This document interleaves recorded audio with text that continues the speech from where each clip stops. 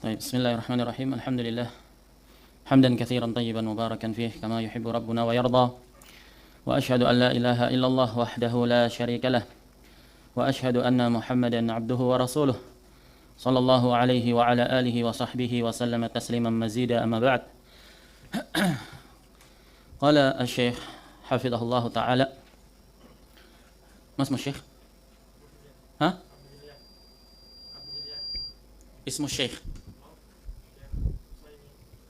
ما اسمه؟ انت صالح Al-Utsaimin hafizahullah. Al-Ma'qid ats-tsalits, simpul yang ketiga, ikatan yang ketiga. Jam'u himmatin nafsi alaih, mengumpulkan himmah, tekad jiwa terhadap ilmu. Jadi simpul ikatan yang dapat membelenggu seorang penuntut ilmu dari jiwa liarnya, dari jiwa yang senantiasa mengajaknya kepada kemunduran. Itu salah satunya. Yang ketiga adalah mengumpulkan tekad himmah dalam jiwanya itu alaihi alal ilm, terhadap ilmu. Berkata Syekh, tujma'ul himmatu alal matlub bitafaqqudi thalathati umur. Himmah itu, tekad itu dapat dikumpulkan, terkumpulkan himmah atau tekad itu untuk sebuah perkara yang dituntut. Dan yang dimaksud al-matlub di sini yaitu apa? Keridhaan Allah Subhanahu wa taala, karena ini babnya ibadah. Dan yang tertingginya adalah ridha Allah dan jannahnya, yaitu dengan tafaqqud, dengan memaintenance, mengcross check, memeriksa lagi 3 perkara. Awaluha, yang pertama, al-hirsu ala ma yanfa', menumbuhkan motivasi dan rasa semangat terhadap apa-apa yang dapat mendatangkan kemanfaatan. Jika seseorang itu telah menyadari pada dirinya bahwasanya sesuatu itu bermanfaat baginya, baik itu perkara dunia atau akhir, pasti dia akan antusias terhadapnya. Segala sesuatu yang mendatangkan manfaat bagi antum dan antum sadari itu, dengan syarat antum sadari loh, kalau itu memang bermanfaat, pasti antum akan antusias terhadapnya. Famata wufiqal abdu ila ma yanfa'uhu harasa alaihi. Kapan saja hamba itu mendapatkan taufik kepada apa yang mendatangkan manfaat bagi dia, niscaya dia akan bersemangat atasnya. Sebagaimana dikatakan, man arafa ma talab hana alaihi ma badzal. Barang siapa yang mengetahui hakikat apa yang sedang dia tuntut, remeh segala apa yang telah dia curahkan berupa waktu, tenaga, pikiran, harta, remeh, nggak sebanding, karena dia tahu hakikat apa yang dia tuntut. Naam. Makanya, faman kanat hijratuhu lidunya yusibuha aw imra'atin yankihuha. Orang rela berhijrah, rela melakukan banting tulang, naam, demi sesuatu yang itu memiliki nilai duniawi. Lidunya yusibuha, dia ingin suatu dunia, harta misalkan. Dia rela merantau, meninggalkan anak istri, keluarganya bertahun-tahun hanya demi untuk mengumpulkan harta. Atau imra'atin yankihuha, rela dia untuk pindah dari daerahnya, dari kampung halamannya. Kenapa? Karena dia akan menikahi seorang wanita yang di sana dan di sana. Remeh bagi dia. Kenapa? Karena apa yang dia tuntut itu lebih membuat jiwanya bergelora. Nah, jadi ketika seseorang telah mendapat taufik, menyadari atas apa yang dapat memberikan dia manfaat, baik itu perkara dunia, lebih-lebih perkara akhirat, niscaya akan semangat dia menempuhnya. Wasaniha, dan yang kedua, dari perkara yang dengannya kita bisa mengumpulkan tekad, al-isti'anatu billahi azza wa jalla fi tahsilihi, melakukan isti'anah, berdoa meminta Allah, meminta tolong kepada Allah terhadap apa yang ingin dia raih. Karena tanpa isti'anah, tanpa i'anah dari Allah, niscaya untuk sekedar mengerdipkan mata saja kita nggak mampu. Wala haula wala quwwata illa billahil aliyyil azim. Nafilil jins, la haula, tidak ada daya upaya. Wala quwwata, tidak ada kekuatan secuil pun, illa billah, kecuali semua adalah karena Allah. Maka segala tindak tanduk seorang hamba itu tidaklah bisa dia realisasikan irodahnya, masyiahnya, kehendak dia untuk melakukan sesuatu, pasti kecuali harus ada i'anah dari Allah Subhanahu wa taala. Contohnya, antum punya niat tekad untuk melakukan sholat jamaah di masjid, tapi tidak ada i'anah dari Allah. Ini saya tidak akan mampu antum untuk melangkah ke masjid itu. Ima berat, ima ada saja penghalang-penghalang yang membuat antum tidak bisa ke sana. Wa thalithuha, dan yang kedua ini penting, sehingga setiap hamba itu hendaklah senantiasa menyandarkan segala sesuatunya itu sepenuhnya bertawakal kepada Allah Subhanahu wa taala. Wala takilni ila nafsi tarfata ain. Ya Allah, janganlah engkau wakilkan segala urusanku ini kepada diriku sendiri meskipun itu hanya sekerdip mata. Wa thalithuha, dan yang ketiga, adamul ajzi an bulughil buqyati min. Jangan dia merasa lemah dari meraih tujuan atau harapan dia darinya, dari yang dituntut itu. Jangan pesimistis. Waduh, kok berat ya belajar. Aduh, kok susah ya. Jangan jadi orang itu yang ksatria, syuja, hadapi. Waduh, disuruh ngapal 1 halaman. Bisa nggak ya? Jangan digembosi dulu jiwa antum itu, jangan antum down kan. Tapi selantiasa apa? Positive thinking dulu. Hadapi. Mujahadah dulu. Walladzina jahadu fina lanahdiyannahum subulana. Sungguh-sungguh dulu. Urusan nanti bisa enggaknya itu belakangan. Kalau memang nggak bisa, khalas, dalam puncak batas kemampuan ya fattaqullaha mastata'tum. Tapi upayakan dulu. Jangan digembosi dulu. Nah, makanya biasanya orang-orang tuh, para penuntut ilmu kalau menghafal, jadi menghafal sebuah matan atau kitab, sedapat mungkin kitab itu dibuat setipis mungkin. Nah, misalkan kitab ya, ini ngapal Bulughul Maram segini, misalkan. Dibuang muqaddimah semuanya, dibuang. Daftar pustakanya halaman dibuang. Dipertipis mungkin yang bukan isinya, disisakan isinya aja. Kenapa? Agar tersisa dalam benak kita itu mindset kita, ringan. Sehingga terpacu. Tapi kalau dalam gini, sudah down duluan, otak itu sudah mengirimkan sinyal, tebal, banyak. Nah, jadi seperti itu.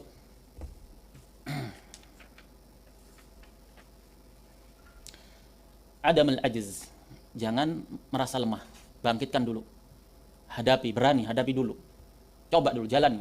Nah, karena ketika antum merasakan ajiz, melemahkan diri antum sendiri, ya bagaimana antum mau maju? Antum akan selalu pesimis. Nggak bisa kok belajar bahasa Arab, kok susah sih, nggak nyambung-nyambung, nggak ngerti-ngerti. Nah, hadapi terus, paksa terus. Nah, waqad jumi'at, ada ikhwah sudah jauh-jauh dia ke Yaman. Nah, ketika di Yaman, dia jalani bulan pertama, bulan kedua, bulan ketiga sampai setengah tahun. Dia merasakan kok ternyata menuntut ilmu itu berat. Anak kira kalau anak sampai Yaman, anak langsung pintar. Nah, dia kira berarti Yaman, Yaman udah lulus dari Yaman langsung pintar. Dia nggak tahu ada proses yang harus dia jalani. Mau di mana saja, ngafal, murojaah, memahami pelajaran, proses yang berat. Dan dia mengira itu semua bisa diraih dengan instan. Berarti kalau anak ke Yaman, anak akan langsung pintar dengan cepat. Kalau anak ke Saudi, anak akan langsung pintar dengan cepat. Kalau anak belajar dengan syekh langsung, anak akan langsung pintar. Nah, dia nggak tahu ada proses yang harus dia jalani dan itu jauh lebih berat. Nah, akhirnya selesai tahun pertama dia selesaikan, bilang, anak mau pulang. Anak mau jadi simpatisan aja. Nggak bisa jadi penuntut ilmu. Ya, anak mau jadi pendukung dakwah aja. Nah, simpatisan. Miskin. Kenapa? Ya karena itu tadi. Tidak siap mentalnya untuk mau menjalani proses itu. Dan dia berharap sesuatu yang besar. Pokoknya ke Yaman, rihlah, pulang langsung ustadz besar. Ustadz viral. Bisa majelis dihadiri ribuan orang, ratusan orang. Dia pikir semudah itu instan. Ada proses yang harus dia jalani. Nah, untuk sampai lulus di tingkat atas sekolah, dia harus lewat PAUD, TK, SD, SMP, SMA. Yang ini semua proses yang dia jalani bertahun-tahun. Sampai selesai level sekolah atas. Makanya harus sadar Ada proses yang harus dijalani dan jangan sekali-kali dia lemahkan dirinya. Karena itu kalau udah lemah, merasa lemah, kalas. Akhirnya dia alah gini aja lah. Gitu. Nah, rela dengan apa yang rendah. Wa qad jumi'at hadhihi al-umuru thalathatu fil hadits. Dan sungguh 3 perkara ini apa? Zaki. Wa qad, ada qad. Berarti jatuh setelahnya pasti isim atau huruf fi'il. Wal fi'lu yu'rafu bi qad. Wa qad jumi'at, telah terkumpul sungguh hadhil umurus salah satu 3 perkara ini atau perkara yang 3 ini dalam sebuah hadis. Apa perkara yang 3 itu? Uzair. Antum baca ini perkara yang 3 itu apa katanya, Syekh? Entah. Al-hirsu ala ma yanfa' yang pertama kan? Tsaniha al-isti'anah. Wa tsalitsuha adamul ajiz. 3 perkara ini terkumpul dalam sebuah hadis. Alladzi rawahu Muslimun, yang telah diriwayatkan oleh Imam Muslim an Abi Hurairah radhiyallahu anhu. Anna Nabiy sallallahu alaihi wasallam qala ihris ala ma yanfa'uk. Bersemangatlah kamu terhadap apa yang mendatangkan manfaat bagimu. Apa-apa saja, perkara dunia maupun akhirat. Wasta'in billah, dan minta tolonglah kepada Allah. Karena semangat saja, modal semangat saja, setinggi apa dan sekuat apapun semangat antum, kalau tidak ada i'anah dari Allah, tidak akan mampu. Maka jangan bangga jadi orang. Dia merasa ini adalah hasil kerja keras saya. Ini adalah kecerdasan saya. Lah, kalau bukan karena i'anah dari Allah, nggak bisa apa-apa kamu. Maka itu, bersemangatlah dan gantungkan semuanya kepada Allah. Ihris ala ma yanfa'uk wasta'in billah. Dan setelah kamu beristi'anah kepada Allah, jangan lemah, wala ta'jiz, jangan melemah. Terus semangat. Qala al-Junaid, Junaid Abul Qasim al-Junaid al-Baghdadi, salah seorang syuyukh sufiyah, pembesar sufi di masanya, di kurun waktu 200 Hijriah atau 250 Hijriah. Di kurun waktu 250 Hijriah atau 300 Hijriah ke bawah atau ke atas? 300, 200, 100 ke bawah atau ke atas? 300 ke atas. Nah, sebelum 300 Hijriah, yang dimaksud dengan sufi itu adalah seseorang yang menjalani metode kehidupan beragamanya itu secara zuhud dan meninggalkan hal-hal duniawi, walaupun itu perkara yang mubah. Ini sufi. Pakai bajunya yang lusuh. Nah, zuhud, meninggalkan hal-hal dunia. Tapi secara akidahnya sunni. Ini sufi zaman dulu. Nah, dan banyak dari kalangan Hanabilah. Salah satunya Asy-Syaikh Abdul Qadir Al-Jailani. Nah, tapi sufi di masa ini itu mayoritasnya atau hampir-hampir seluruhnya rata-rata ubadul kubur, para pengagung kuburan. Banyak terjatuh dalam kesyirikan dan kebid'ahan. Itu sufi di masa ini. Sedikit ibadah, banyak bid'ah, dan terjatuh dalam kesyirikan. Tapi kalau sufi di kurun 300 Hijriah ke atas, ini orang-orang yang terkenal dengan banyaknya ibadah dan meninggalkan perkara-perkara yang mubah dari keduniaan. Qala al-Junaid, dan Junaid salah satu tokoh pembesar golongan sufi di masa itu. Ma talaba ahadun syai'an bijiddin wa sidqin illa nalah. Tidaklah seorang pun menuntut meraih sesuatu dengan tekad dan kejujuran, pasti dia akan meraihnya, kecuali dia pasti akan meraihnya. Fa illam yanalhu kullahu nala ba'dah. Kalau dia nggak bisa meraih semuanya, dia pasti akan meraih sebagiannya. Walladzina jahadu fina lanahdiyannahum subulana. Yang bermujahadah bersungguh-sungguh kepada kami, niscaya Allah akan katakan lanahdiyannahum. Ada taukid di situ, lam taukid dan nun taukid. Benar-benar pasti akan kami tunjukkan kepada jalan kami. Makanya kalau punya target itu yang tinggi sekalian, jatuhnya nggak jauh-jauh. Ana target mau hafal Umdatul Ahkam atau Bulughul Maram. Targetnya Bulughul Maram langsung. 1500 hadis sekian kurang lebihnya.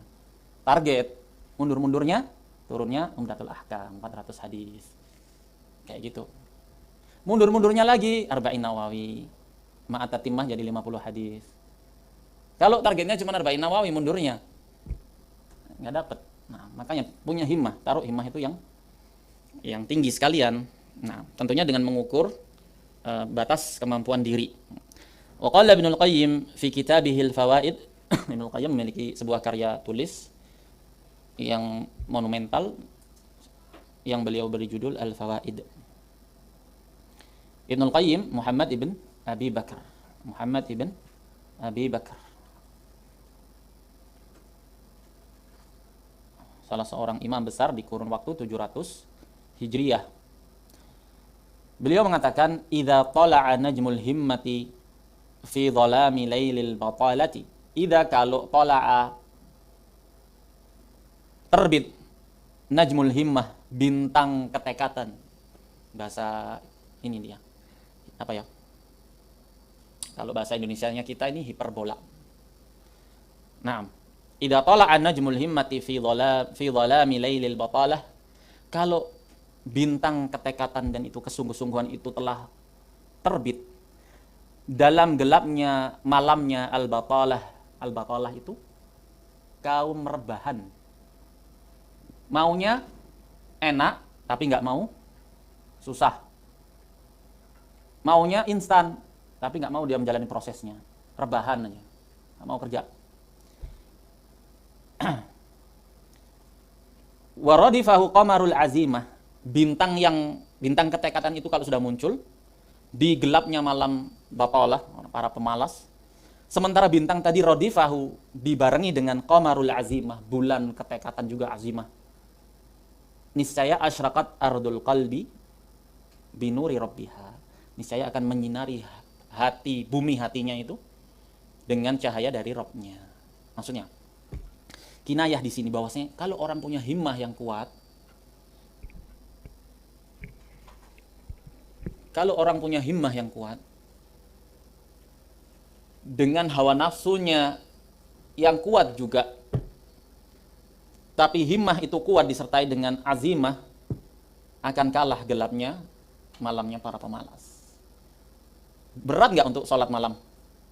Berat untuk bangun sholat malam, apalagi ngantuk sekali, ngantuk plus dingin, udah ngantuk sekali, hawanya dingin sekali malam, berat.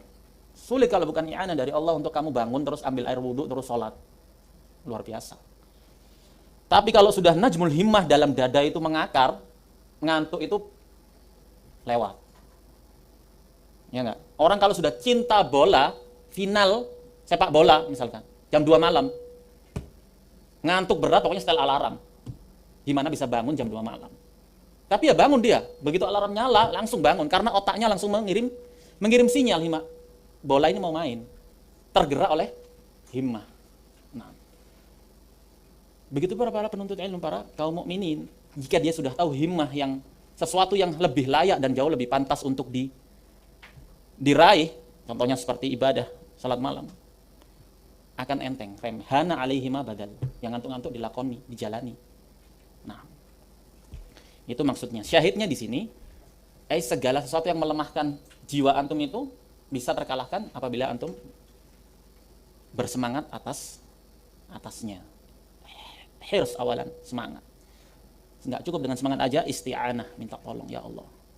Allahumma a'inni ala qiyamil lail. Allahumma tolong ana untuk bisa qiyamul lail walaupun hanya 3 rakaat misalkan. Hakala. Wa inna mimma yu'li al-himmah wa yasmu bin nafsi i'tibara hali man sabaqa wa ta'arrufa himamil qaumil madin. Dan sesungguhnya mimma asalnya min dan ma. Min di sini apa artinya? Sebagian. Dia menunjukkan atas makna sebagian pada dirinya sendiri atau pada selainnya? Hah? Jelas pada selainnya. Karena harf itu apa? Kalimatun dalat ala ma'nan fi ghairiha.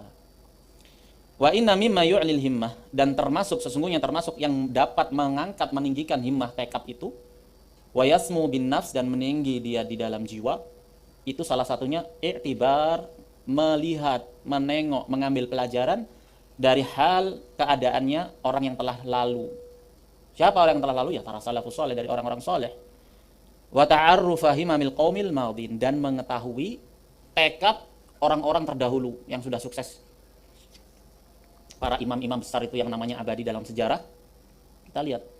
Nah, makanya dikatakan oleh Abu Hanifah, al-hikayatu 'anil ulama ahabbu ilayya. Hikayat, biografi, cerita-cerita tentang ulama itu lebih aku cintai, katanya Abu Hanifah. Min katsirin minal fikih, dari kebanyakan fikih. Abu Hanifah ini siapa? Imam madhab, pakar dalam fikih. Nah, tapi kata beliau, al-hikayat minal ulama, hikayat dari ulama itu ahabbu ilayya min katsirin minal fikih. Nah, lebih aku cintai daripada kebanyakan fikih. Kenapa? Li'annaha adabul qaum, karena dalam hikayat-hikayat itu, cerita-cerita dan biografi-biografi orang soleh itu terdapat padanya adabnya mereka. Nah, baik. Kemudian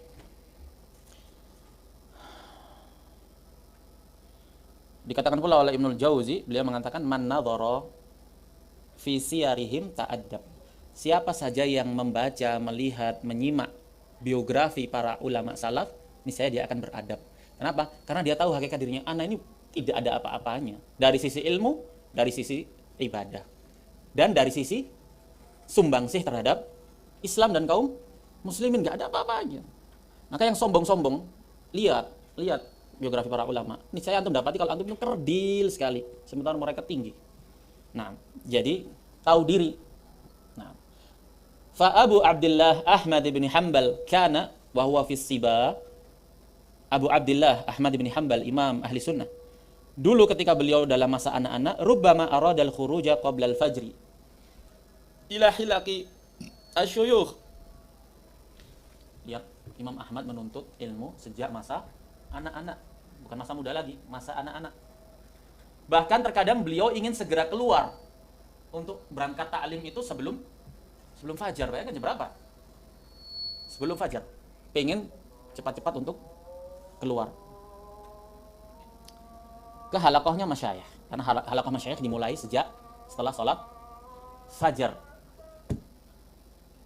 Kalau nggak berangkat sebelum fajar, nggak dapat soft terdepan, rebutan sudah, orang cepet-cepetan. Fata'khudhu ummuhu bi thiyabihi wa taqulu rahmatan bihi. Maka ibunya Imam Ahmad mengambil pakaiannya Imam Ahmad. Kenapa? Karena kasihan. Biar Imam Ahmad nggak berangkat malam-malam sebelum fajar, kalau sudah berangkat diambil biar nggak berangkat, kasihan maksudnya. Nah, sambil mengatakan hatta yu'adzinan nasu aw yusbihu, sampai adzan. Jangan berulang, adzan dulu, biar adzan baru kamu keluar sekalian sholat. Itu maksudnya ibunya Imam Ahmad. Wa qara al-Khatib al-Baghdadi Sahih al-Bukhari kullahu ala Ismail al-Hiri fi thalathati majalis, yang menunjukkan salah satu bentuk dari tekad yang tinggi. Al-Khatib al-Baghdadi membaca Sahih Bukhari semuanya. Sahih Bukhari itu hadisnya yang bersambung kepada Rasul saja dan terulang itu sekitar 7.000 hadis lebih, baru hadis Rasul. Nah, yang bersambung, belum yang mursal, belum yang maqtu, hikayat-hikayat atau nukilan athar dari para salaf. Nah, itu saja 7.000 lebih. Dia baca kepada gurunya yaitu Ismail al-Hiri, imam di masa itu, dalam 3 pertemuan saja. Ithnani minha fi lailataini min waqti salatil maghrib ila salatil fajr. 2 majelis pertama dibaca dalam 2 malam. Dari mata? Dari kapan? Habis salat maghrib sampai masuk salat fajar. Bayangkan. Baik. Wal yauma tsalits, di hari ketiga, min dahwati an-nahar ila salatil maghrib. Dari sejak terbitnya matahari itu sampai maghrib. Wa minal maghrib ila tulu'il fajr, dan dari maghrib sampai terbit fajar. Istirahat salat maghrib, lanjut lagi dari maghrib sampai fajar. Menunjukkan apa? Himmah, sudah mabuk, kepayang dengan ilmunya itu. Sudah mabuk, cinta mati dengan Sahih Bukhari.